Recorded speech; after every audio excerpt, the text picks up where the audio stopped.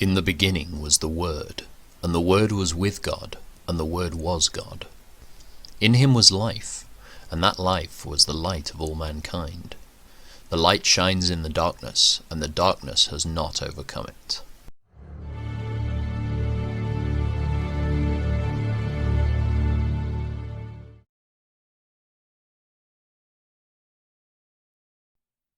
Abijah began to rule over Judah in the 18th year of Jeroboam's reign in Israel.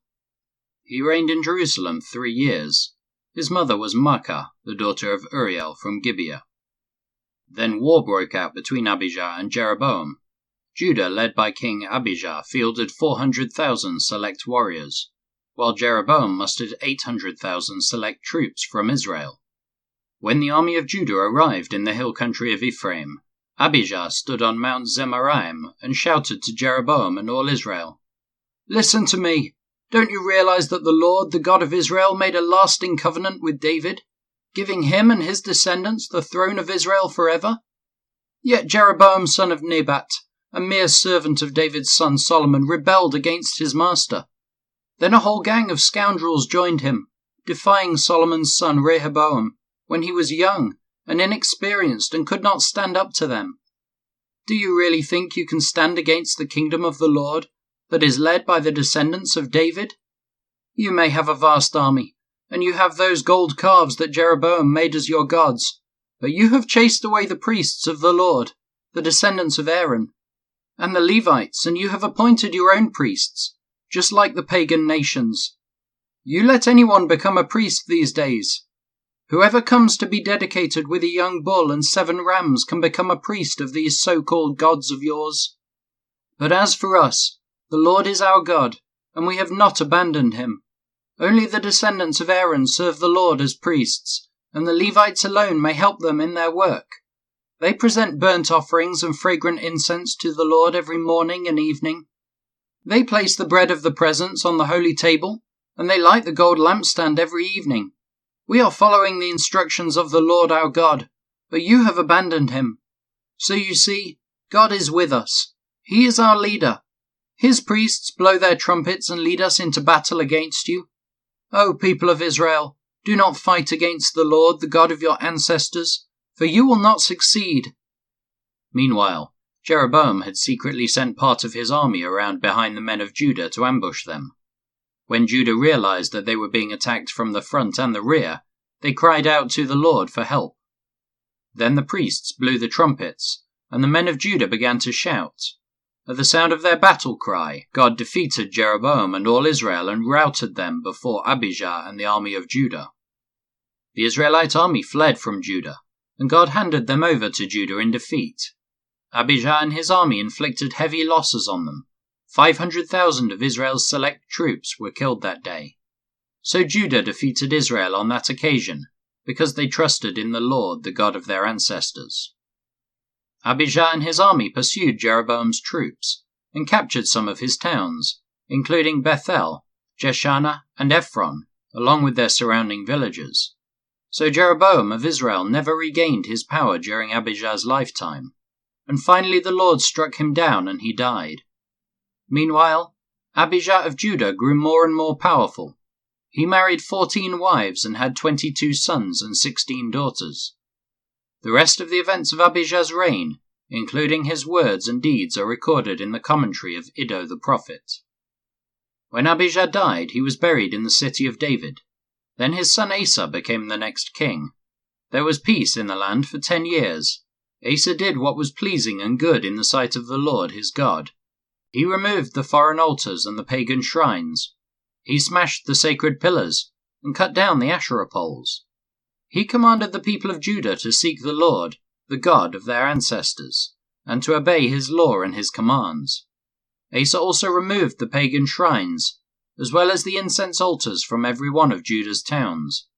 So Asa's kingdom enjoyed a period of peace. During those peaceful years, he was able to build up the fortified towns throughout Judah. No one tried to make war against him at this time, for the Lord was giving him rest from his enemies. Asa told the people of Judah, "Let's build towns and fortify them with walls, towers, gates, and bars. The land is still ours because we sought the Lord our God. and he has given us peace on every side." So they went ahead with these projects and brought them to completion. King Asa had an army of 300,000 warriors from the tribe of Judah, armed with large shields and spears.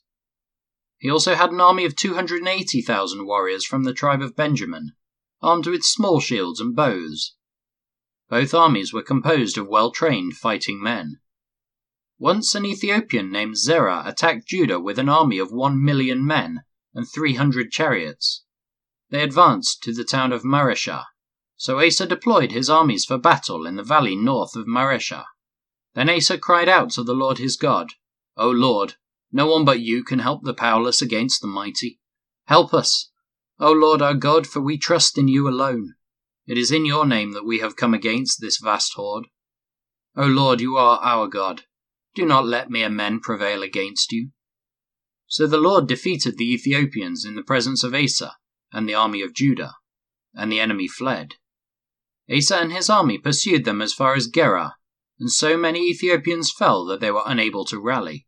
They were destroyed by the Lord and his army, and the army of Judah carried off a vast amount of plunder. While they were at Gerar, they attacked all the towns in that area, and terror from the Lord came upon the people there. As a result, a vast amount of plunder was taken from these towns too. They also attacked the camps of herdsmen, and captured many sheep, goats, and camels before finally returning to Jerusalem. Then the Spirit of God came upon Azariah, son of Oded, and he went out to meet King Asa as he was returning from the battle. "Listen to me, Asa," he shouted. "Listen, all you people of Judah and Benjamin. The Lord will stay with you as long as you stay with him. Whenever you seek him, you will find him.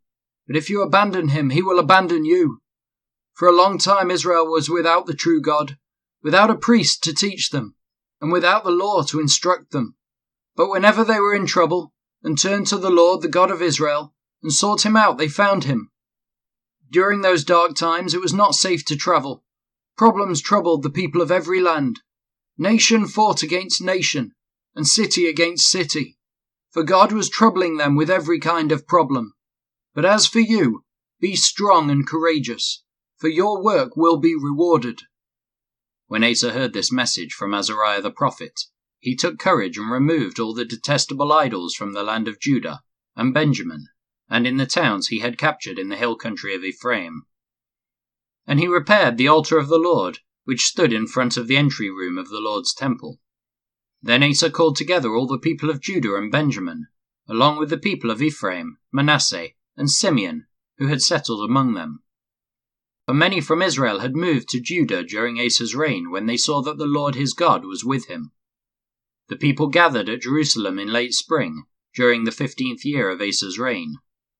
On that day they sacrificed to the Lord 700 cattle and 7,000 sheep and goats from the plunder they had taken in the battle. Then they entered into a covenant to seek the Lord, the God of their ancestors, with all their heart and soul. They agreed that anyone who refused to seek the Lord, the God of Israel, would be put to death, whether young or old, man or woman. They shouted out their oath of loyalty to the Lord with trumpets blaring and ram's horns sounding.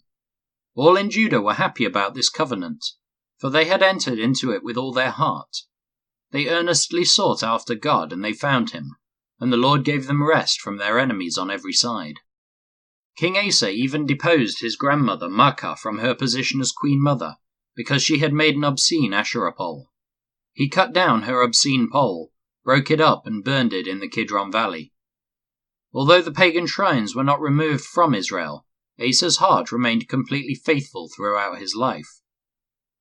He brought into the temple of God the silver and gold and the various items that he and his father had dedicated. So there was no more war until the 35th year of Asa's reign. In the 36th year of Asa's reign, King Baasha of Israel invaded Judah and fortified Ramah in order to prevent anyone from entering or leaving King Asa's territory in Judah. Asa responded by removing the silver and gold from the treasuries of the temple of the Lord and the royal palace.